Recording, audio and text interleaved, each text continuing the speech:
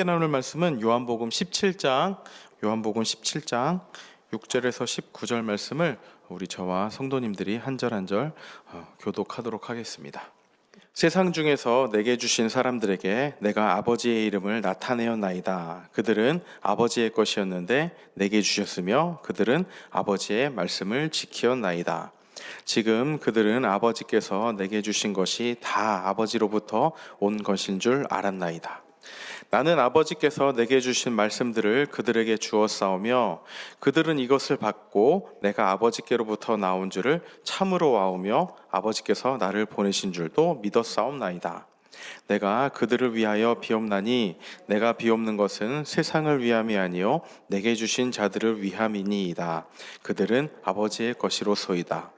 내 것은 다 아버지의 것이요 아버지의 것은 내 것이온데 내가 그들로 말미암아 영광을 받았나이다. 나는 세상에 더 있지 아니하오나 그들은 세상에 있사옵고 나는 아버지께로 가옵나니 거룩하신 아버지여 내게 주신 아버지의 이름으로 그들을 보존하사 우리와 같이 그들도 하나가 되게 하옵소서. 내가 그들과 함께 있을 때에 내게 주신 아버지의 이름으로 그들을 보존하고 지키었나이다. 그 중에 하나도 멸망하지 않고 다만 멸망의 자식뿐이오니 이는 성경을 응하게 함이니이다. 지금 내가 아버지께로 가오니 내가 세상에서 이 말을 하옵는 것은 그들로 내 기쁨을 그들 안에 충만히 가지게 하려 함이니이다. 내가 아버지의 말씀을 그들에게 주었사오매 세상이 그들을 미워하였사오니 이는 내가 세상에 속하지 아니함 같이 그들도 세상에 속하지 아니함으로 인함이니이다. 내가 비옵는 것은 그들을 세상에서 데려가시기를 위함이 아니요 다만 악에 빠지지 않게 보존하시기를 위함이니이다. 내가 세상에 속하지 아니함 같이 그들도 세상에 속하지 아니하였사옵나이다. 그들을 진리로 거룩하게 하옵소서. 아버지의 말씀은 진리니이다.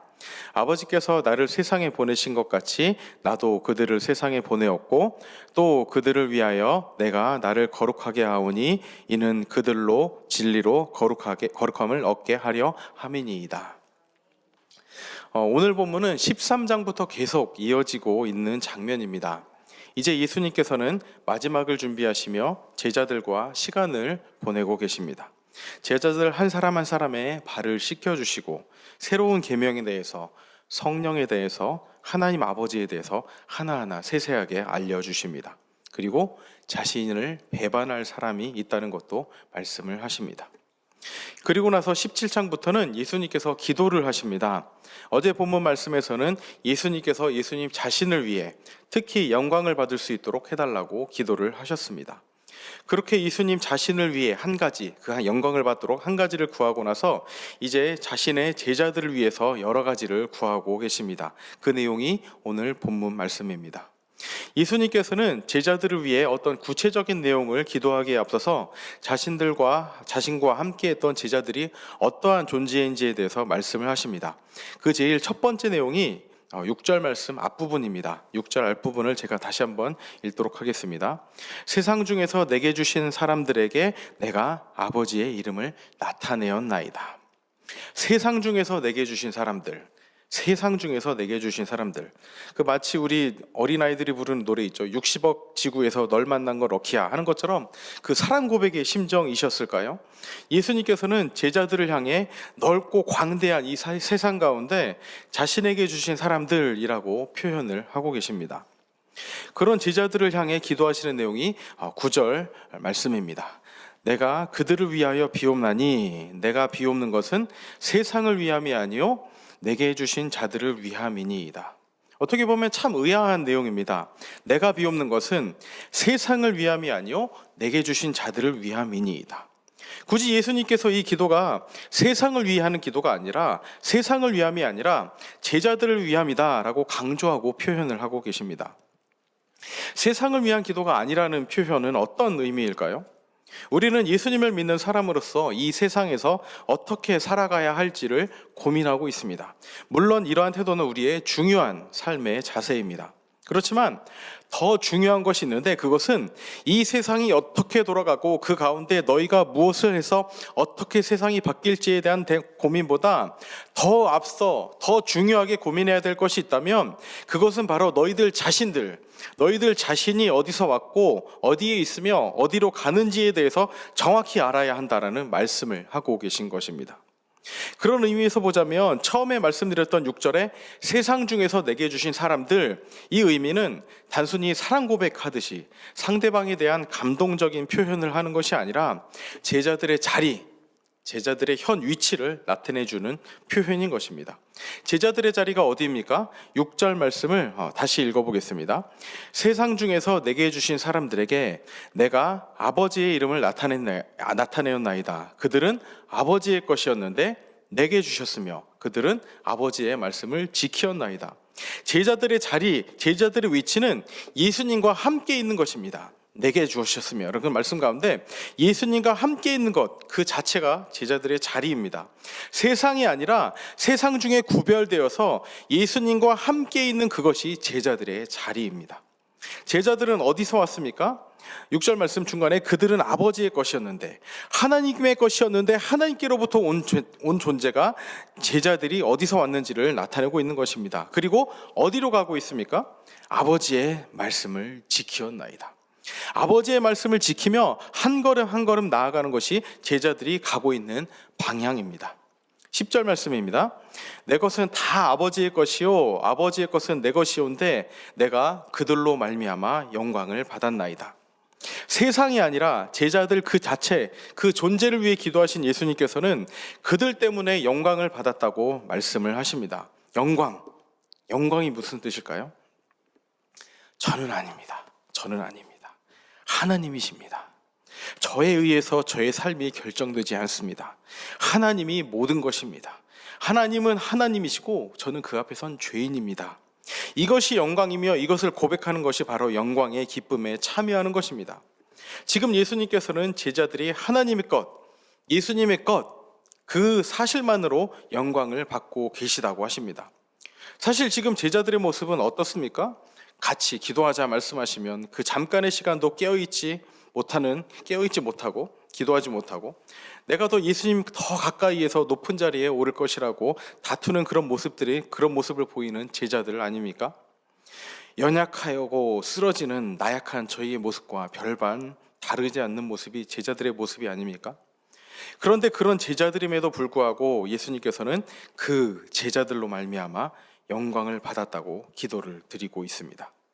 제자들이 무엇을 해서가 아니라, 무엇을 완벽하게 이루어내서가 아니라 단지 하나님께로부터 온 자들이고 지금 예수님 앞에 서 있고 계속해서 하나님의 말씀을 지키는 자로 있는 그 자체가 영광이라는 말씀입니다. 그 영광을 위해서 예수님께서는 하나됨을 위해서 기도하십니다. 11절 말씀입니다. 나는 세상에 더 있지 아니하오나 그들은 세상에 있사옵고 나는 아버지께로 가옵나니 거룩하신 아버지여 내게 주신 아버지의 이름으로 그들을 보존하사 우리와 같이 그들도 하나가 되게 하옵소서. 우리와 같이 그들도 하나가 되게 하옵소서. 이 말이 어떤 의미입니까?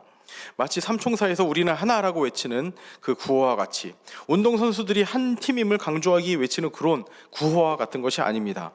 이 말씀은 우리와 같이 그들도 하나가 되게 해달라는 이 말씀은 예수님을 보내신 하나님, 그리고 우리를 보내신 예수님, 그리고 보냄받은 우리, 그 세 가지가 일치를 이루고 있다는 말씀입니다. 18절 말씀에 아버지께서 나를 세상에 보내신 것 같이 나도 그들을 세상에 보내었고 라고 기록된 것처럼 하나님은 예수님을 보내셨고 예수님은 우리를 보내시고 우리는 보냄받은 자로서 이 세상에서 우리를 보내신 분의 마음과 일치를 이루며 살아가야 한다는 말씀입니다. 우리를 보내신 분의 마음을 알 수 있는 방법이 무엇입니까? 말씀, 하나님의 말씀입니다. 말씀. 그래서 6절 끝부분에 이렇게 기록이 되어 있습니다. 그들은 아버지의 말씀을 지키었나이다. 이 말씀을 지키는 것을 통해 보냄받은 자와 보낸 자가 하나가 됩니다. 보내신 분께서 나에게 어떻게 이야기하시는지 귀를 기울이고 그분의 일을 하면서 나를 보내신 분이 계속 마음에 와닿고 새겨지는 것입니다. 그러면서 내 안에서 내가 하는 것이 아니라 나를 보내신 분이 내 안에서 나를 위해서, 그리고 하나님 나라를 위해서 무엇인가 하고 계신다는 것이 느껴지는 것, 이것이 하나됨입니다. 13절 말씀입니다. 지금 내가 아버지께로 가오니 내가 세상에서 이 말을 하옵는 것은 그들로 내 기쁨을 그들 안에 충만히 가지게 하려 함이니이다. 비록 예수님은 제자들 곁을 떠나 하나님께로 가지만 그럼에도 불구하고 그들 가운데 무엇이 충만히 있다고 말씀을 하고 계십니까? 기쁨입니다. 지금 예수님께서는 어떠한 상황에 계십니까? 가장 섬뜩한 고난이 자신을 삼키리라는 것을 아시면서도, 십자가의 형벌이 자신의 코앞에 와 있는 것을 아시면서도 예수님께서는 기쁨을 말하고 계십니다. 이 기쁨은 영원한 기쁨입니다. 하나님 아버지와 예수님이 영원한 사귐과 교제를 통해 하나됨과 기쁨을 누리듯이 우리 또한 그 기쁨에 동참할 수 있도록 하십니다. 이것이 우리가 고난 가운데 기뻐할 수 있는 이유입니다. 예수님께서는 이제 제자들 곁을 떠나시지만 그 떠나시기 직전 떠남의 아쉬움, 슬픔이 아니라 오히려 하나됨과 연합의 기쁨에 대해 말씀을 하십니다. 이 힘든 세상을 살아가는 중에도 우리는 하나됨과 연합된 자로 있다는 것을 잊지 말고 살아가시기 바랍니다. 제자들을 위해 간절한 마음으로 하나님께 기도하셨던 예수님께서는 오늘도 친히 우리 한 사람 한 사람을 가장 잘 아시고 우리를 위해 친히 간구하시며 우리가 영원한 기쁨으로 살아가기를 원하신다는 사실을 잊지 않고 오늘 하루를 살아가시기 바랍니다. 함께 기도하겠습니다. 하나님 아버지, 오늘도 예수님께서는 예수님의 제자로 살아가기를 원하는 우리를 위해 간구하고 계시는 분임을 잊지 않게 하여 주시옵소서.